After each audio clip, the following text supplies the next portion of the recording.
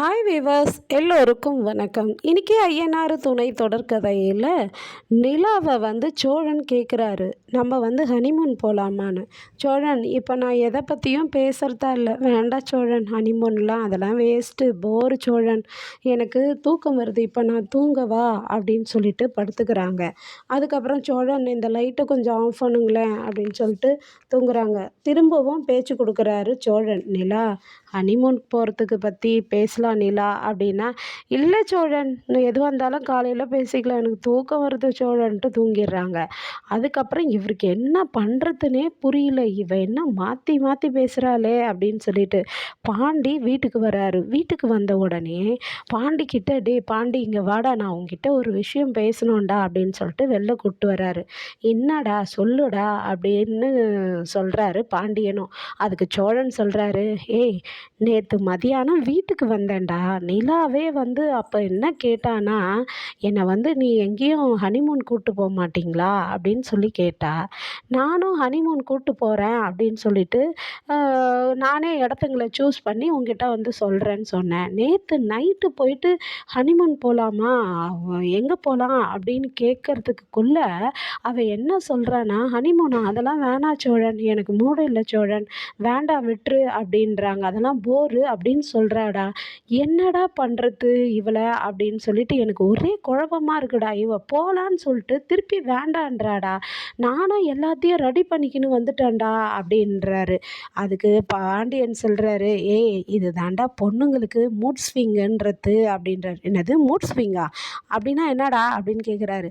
அதாவது மாற்றி மாற்றி பேசுவாங்கடா, அவங்க எப்போ மூட் அவுட் ஆவாங்கன்னே தெரியாது அப்படின்னு சொல்கிறாரு. இதெல்லாம் எப்பட்றா உனக்கு தெரியும் அப்படின்னு கேட்கும்போது அதுக்கு பாண்டி சொல்கிறாரு, எனக்கு பழகி போச்சுடா வானதி கிட்ட இது மாதிரி ஆகி அவளை சமாதானப்படுத்தியே.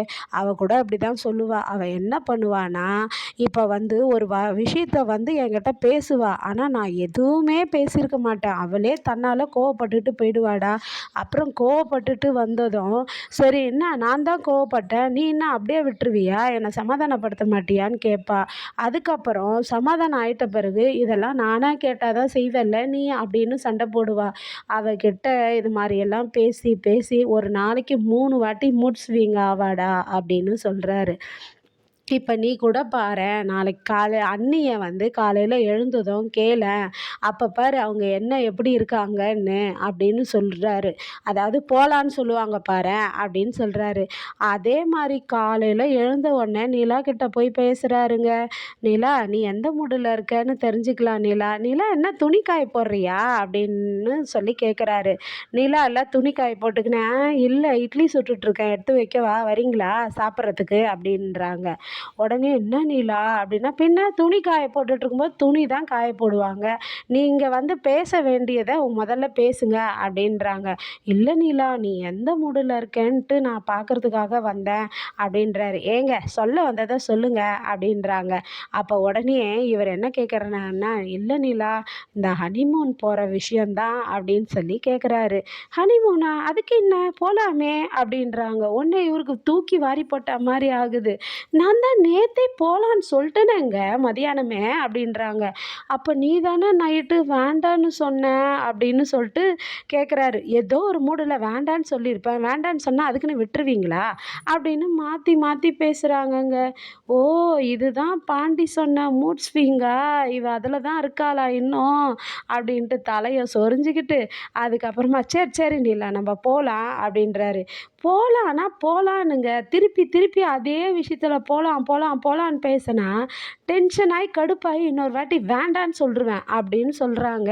இல்லை இல்லைம்மா தாயே, நான் உன்னை எதுவுமே கேட்க மாட்டேன், நான் போகலாம் அப்படின்ட்டு இவரும் சொல்கிறாரு. அதுக்கப்புறமா பாண்டியன் கிட்ட போயிட்டு, டே பாண்டி நீ சொன்னது கரெக்ட் தான்டா, இன்னைக்கு இது மாதிரி போய் கேட்டால் போகலான்னு சொல்கிறான்டா, என்ன தான் பண்ணுறதுனே தெரிலடா இவளை, ஐயோ நீ எப்பட்றா சமாளிக்கிற அப்படின்னு சொல்லிட்டு அவங்க தம்பிக்கிட்ட பேசிகிட்டு இருக்காரு.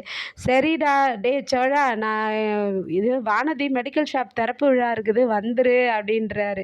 உடனே இவங்க அடுத்த நாள் கதையில் இவங்க ஹனிமூன் போவாங்களா, என்ன குதூகலம் கூத்து ரொமான்ஸ் இருக்க போகுதுன்னு தெரியலையே. அதெல்லாம் மீண்டும் சந்திப்போம். நன்றி, பாய்.